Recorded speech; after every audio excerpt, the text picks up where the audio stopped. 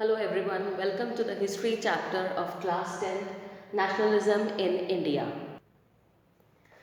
Now in this chapter you will learn about how feeling of nationalism developed among the Indians. जो previous chapter था आपका nationalism in Europe, उसमें आपने पढ़ा था कि जो फॉर्मेशन ऑफ नेशन स्टेट था वो लोगों के दिमाग में इमर्ज हुआ था. They were not captured under colonial rule. Actually वहाँ पर प्रॉब्लम क्या थी, अलग अलग आइडेंटिटीज़ थी, अलग अलग अपनी ही कंट्री जो थी अलग अलग एरियाज़ में कनेक्टेड थी, बाइफर्केटेड थी या डिवाइडेड थी. तो वो चाहते थे कि एक जैसे रहने वाले लोग जो हैं वो एक देश का हिस्सा बन के रहें, और यहाँ पर जो लोगों की अंडरस्टैंडिंग थी वो कम्प्लीटली डिफरेंट थी. They identified themselves with different identities, और सेंस ऑफ बिलोंगिंग उनके बीच में कैसे डेवलप हुई. और इसके लिए इन लोगों ने नए सिम्बल्स, नए आइकन्स, नए सॉन्ग्स, आइडियाज़ जो उनको कनेक्ट कर सकते थे उनका इस्तेमाल किया गया था. और उसके बाद जो बाउंड्रीज थी उनको रीडिफाइन किया गया. ज़्यादातर कंट्रीज़ के अंदर जो न्यू नेशनल आइडेंटिटी वाला जो प्रोसेस था, the making of this national identity, ये काफ़ी लंबा प्रोसेस था. कई में काफ़ी जल्दी हो गया था और कई में काफ़ी टाइम लगा था. अब यही कॉन्शियसनेस जो थी वो इंडिया में कैसे इमर्ज हुई.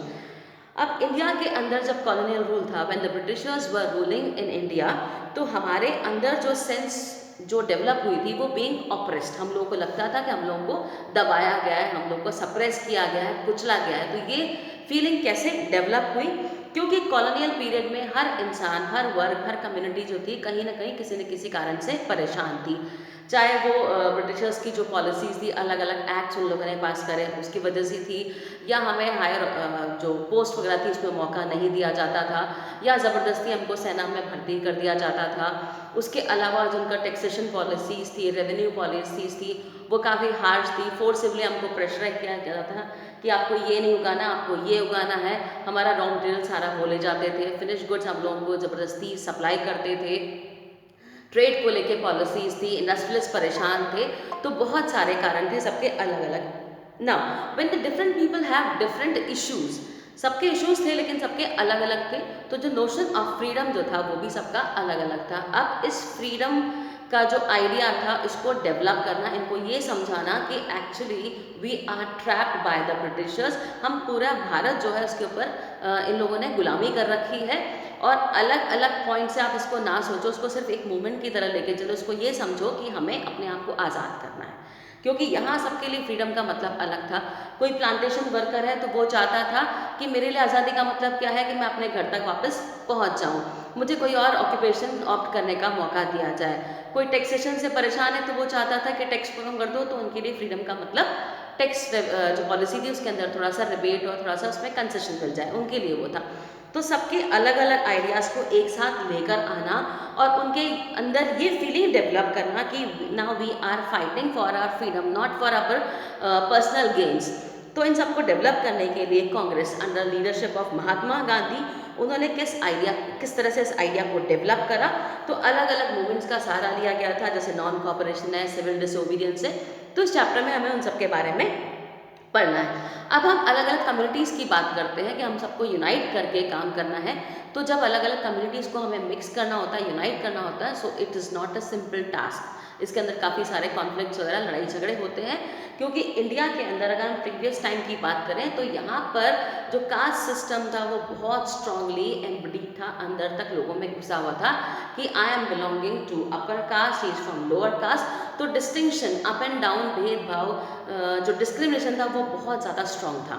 तो इस सब चीज़ों को हटा के उन सबको एक साथ लेकर आना ये बिल्कुल भी सिंपल नहीं था, क्योंकि यहाँ पर तो कुछ कम्युनिटीज़ को अनटचेबल माना जाता था, तो अपने साथ तो बिठाना बहुत दूर की बात है, परछाई भी उनकी नहीं पड़नी चाहिए थी. तो ऐसी कंडीशन में इनको यूनाइट करना एक फ्रीडम मूवमेंट के लिए ये बहुत लंबा, बहुत मुश्किल टास्क था, जो कि महात्मा गांधी और उसके अलावा बहुत सारे लीडर्स थे, रिफॉर्मर्स थे, जिन्होंने मेहनत करी और ये प्रोसेस को अंजाम दिया.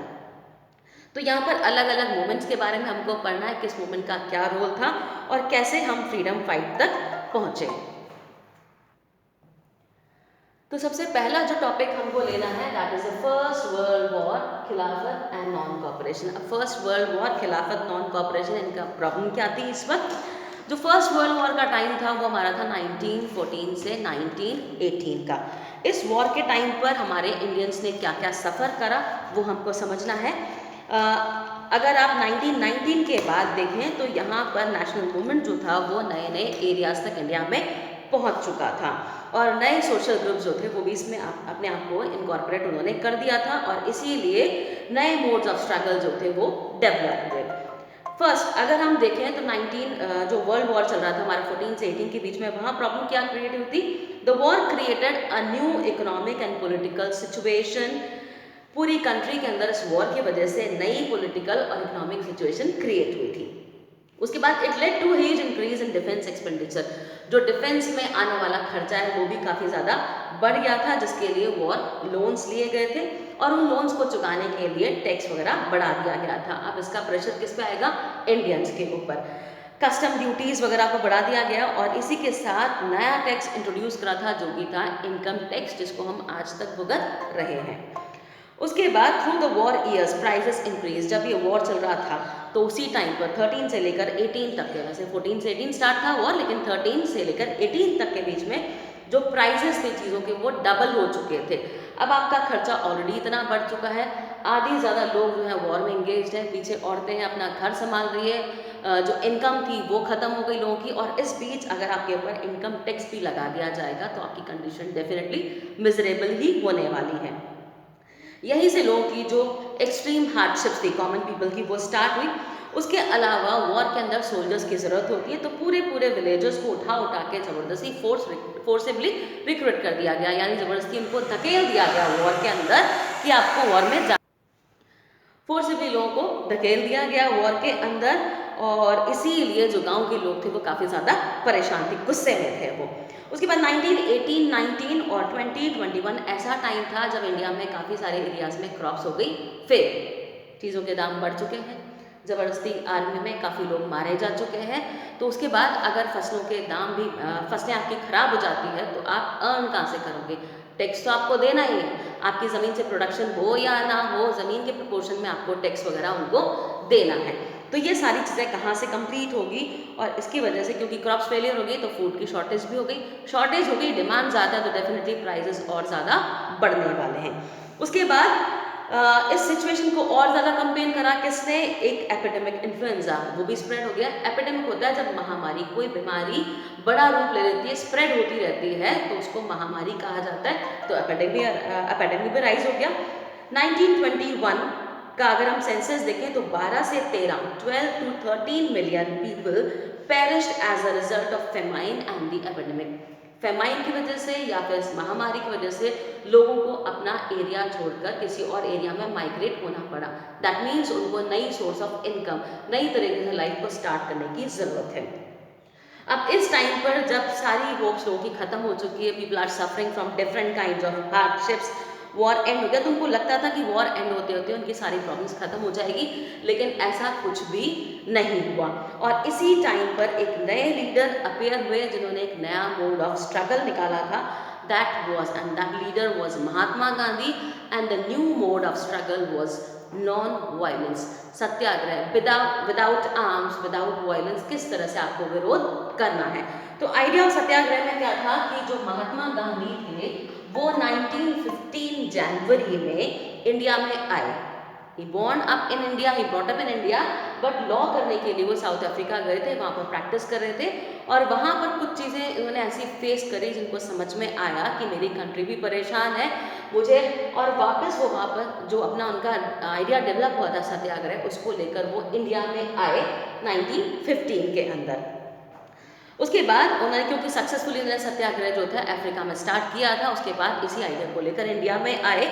तो जो उनका ये नोवल मेथड था एजिटेशन का, अपना गुस्सा दिखाने का जो डिफरेंट आइडिया था जिसको उन्होंने सत्याग्रह नाम दिया था, इसका मतलब था it emphasise the power of truth, कि जो सच की ताकत है उसको आपको सामने लेकर आना है, और अगर आपका झगड़ा, आपकी लड़ाई सच के लिए है, इनजस्टिस के खिलाफ है, तो आपको इस स्ट्रगल के अंदर फिजिकल फोर्स की ज़रूरत नहीं है।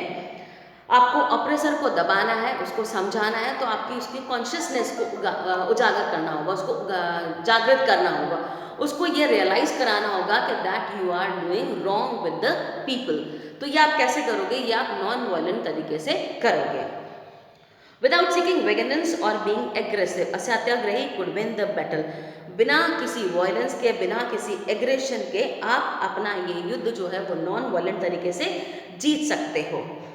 उसके बाद ये गांधी जी का जो धर्म था नॉन वायलेंस, उनका बेसिकली इसके पीछे टारगेट यही था कि इंडियंस को यूनाइट करना फ्रीडम स्ट्रगल के लिए।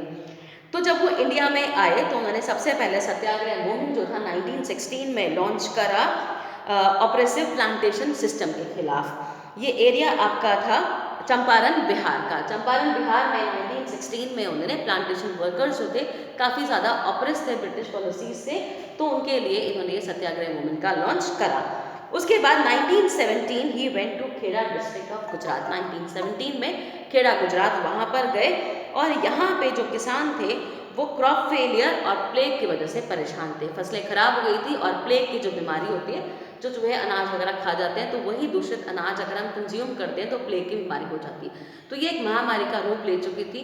ऐसे कंडीशन में लोगों के पास पैसा नहीं है, टैक्स वगैरह उनको पे करना है, फसलें बर्बाद हो गई है, प्राइसेस काफ़ी ज़्यादा बढ़ गए हैं। तो इनको रिबेट दिलाने के लिए, इनको रिलैक्सेशन दिलाने के लिए महात्मा गांधी ने खेड़ा में सत्याग्रह लॉन्च करा।